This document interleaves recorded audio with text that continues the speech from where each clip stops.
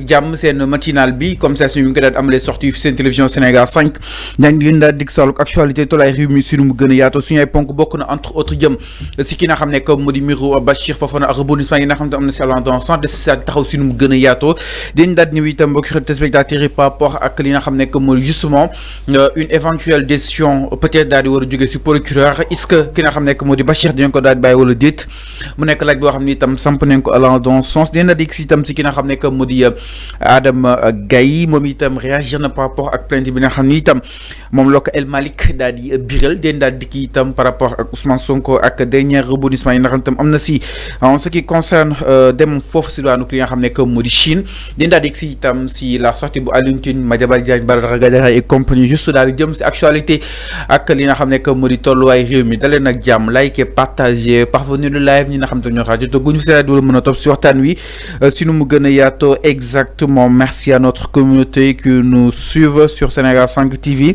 mais également sur Sénégal5.com.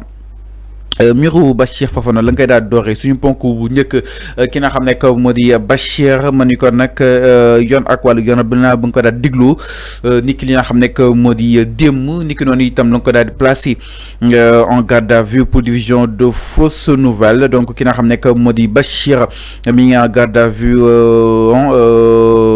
par la division spéciale de cybersécurité donc nag c'est le procureur de la République moo daal di autosaisir aussi boobu dina xam ne que moo di maire à la suite d'une sortie du journaliste sur les conditions yi nga xam ni te moom la daal di attribué marché auto yi pour les députés à l'initiative bi nga xam ni te moom le président Assemblée nationale El Malick Ndiaye daal di am donc ñu koy daal di toppee division de fausses nouvelles Bachir Fofana jamono ji donc nag dégloom si kanam yoon ak wàllu yoonal la ñu daal di garde à vue en attendant muy daal di xaar son déferment devant le parquet par rapport ak cadre yi nga xam ni itam yëkki na ko donc nag ki nga xam ne que moo di Bachir Essin li muy xaar mooy le bouclage du parquet ñu daal di koy jébbal ki nga xam ne que moo di justement Ibrahima Ndoye alors Arfam fi dossier bi daal di yegg si tey jii nan na ko daal di jàngatee tout d'abord par rapport ak ki nga xam ne que moo di mbiru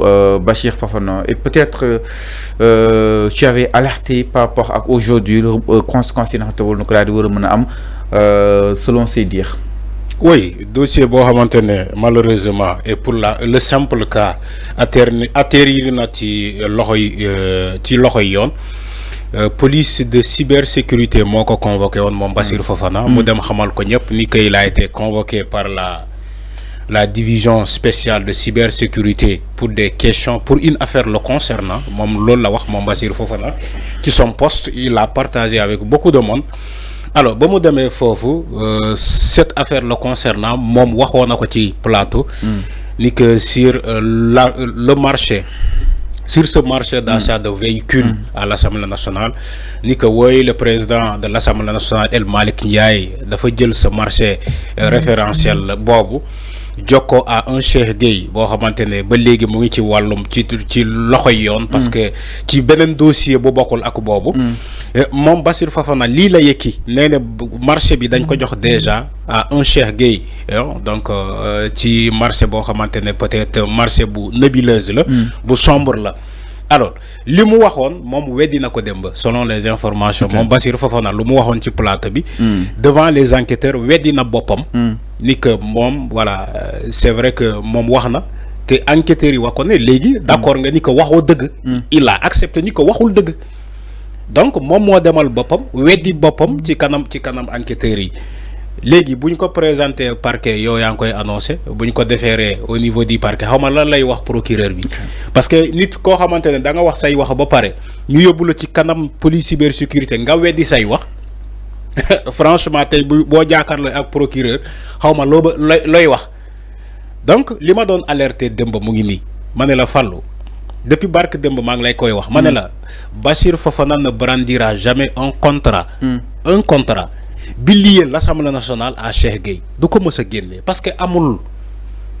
nu mu amee information ñun loolu la ñuy amee information bi wax naa la fii Fallou un tel marché duñ ko joxee sans passer par cette Assemblée nationale même sans passer par ARCOP sans passer par la Cour suprême marché bu mel noonu duñ ko joxee selon les informations, moi j'ai raison. Je ne me glorifie pas parce que j'ai des informations au préalable. Moi, le Bassir Fofana, ce qu'il a dit, c'est faux. Le marché bobo, en dehors de la commission de distribution, d'octroiement des marchés binek à l'Assemblée nationale. Tu sais qu'à l'Assemblée nationale, il y a une commission de transparence.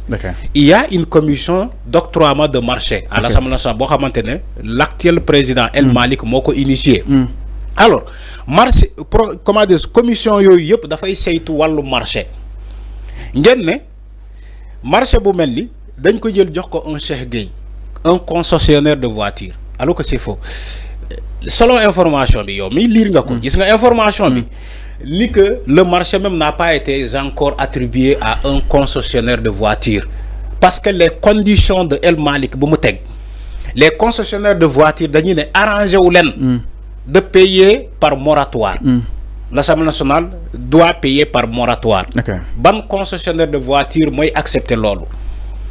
Mais entre-temps, Bassir Fofana a dit à tous les Sénégalais, ou bien à la communauté, à toute l'opinion, que oui, le marché a été donné à Cheikh Gueye déjà. Dis une manipulation bi ma doon wax ci presse bi. Nga ne non, tu es un acteur de la presse mais tu attaques la presse.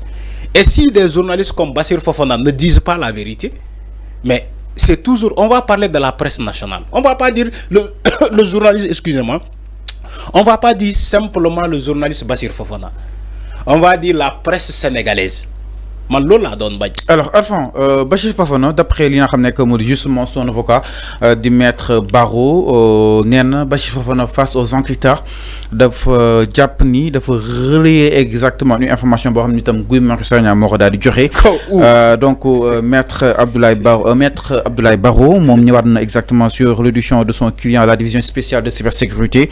Selon la robe noire, le chroniqueur à garde à vue pour division de fausses nouvelles a déclaré aux enquêteurs avoir relayé une information donnée par Guy Marius Sagna.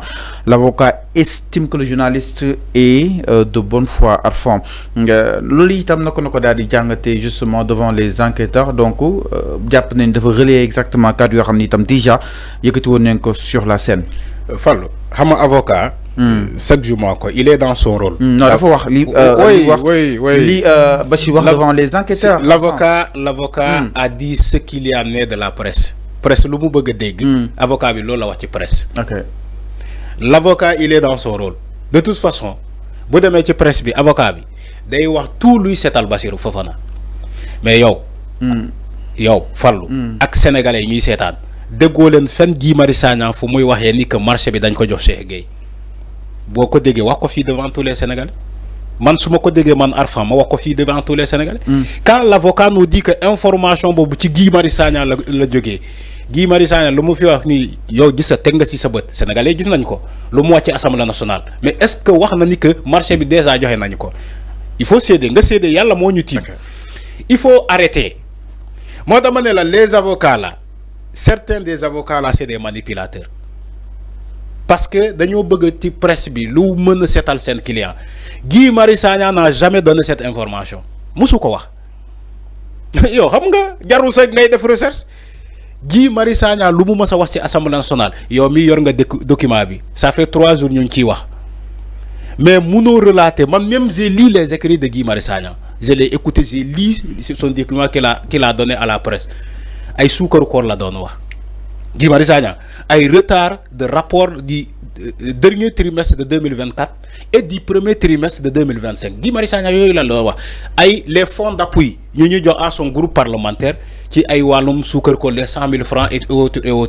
Guy Marius Sagna waxu fi ci non peut-être comment peut-être où peut-être où enfin lolo fa ci presse bi concrètement peut-être Bachir su demee ba japp ni su Guy la ko jëlé donc peut-être amna lu mu dégg wala amna lu mu xam avocat bi bu waxé lolu sa jappalé wul Bassir Fofana yow mi di wax peut-être jappalé wu Bassir Fofana. Tu sais pourquoi un journaliste qui dit devant la presse et il n'a jamais mentionné sa source. Il n'a jamais dit que gis nga du source sa Guy Marius Sagna bu fekkee Guy Marius Sagna mo wax lolu bo togué di relater les mots de Guy Marius Sagna il fallait dire selon Guy Marius Sagna le marché de l'octroiement des voitures a été donné à un certain Cheikh Gueye. Man su ma nekkoon bu fekkee information Guy Marius Sagna lay jël di ko jox askan wi je vais préciser que selon Guy Marius Sagna mais Bassirou Fofana waxul loolu. C'est son avocat qui le dit. Bassirou Fofana musul wax ni que Guy Marius Sagna moo joxe information boobu. Fallou, il faut défendre le défendable, mais on ne défend pas l'indéfendable. Parfois on est trop, on veut vouloir être l'avocat du diable. C'est ça la réalité. À juste titre de donner des informations fallacieuses et fausses. Bassirou Fofana, il doit être professionnel. Il n'est pas professionnel. Moi, avocat am lu mu wax lolu jappalé ko il daf ko gëna enfoncer. Un journaliste doit être professionnel. Quand tu donnes des informations à titre vrai. Bu féké ay nit moko wax, il faut dire que selon nit diou. Pourquoi les gens donnent des informations, on te dit que selon Ousmane Sonko mo wax li. Mais pour bagna djoum, pour que suba ken du len convoquer parce que xamna ni journaliste bi dafa né selon Ousmane Sonko l'État a fait ça et ça et ça. Okay. Maintenant, un Bassirou Fofana qui est supposé être un journaliste professionnel, supposé là, parce qu'il n'est pas professionnel. Non, il n'est pas professionnel. Non, il y a un jugement de valeur. Non, ce n'est pas un jugement de valeur. C'est des actes qu'il a posés. Un journaliste professionnel, quand Guy Marius Sagna, selon ton avocat, donne une information et que tu es dans un plateau, en train de redonner ou bien de relater cette information, il faut dire que nous sommes Guy Marius Sagna, le marché de l'octroiement des voitures a été donné à Cheikh Gueye. Quand on l'a convoqué? Alors, non, Alphonse. Quand on l'a convoqué? Non, par rapport à la première partie, parce que partie, il y a une quand on l'a convoqué? alors, donc, nous avons si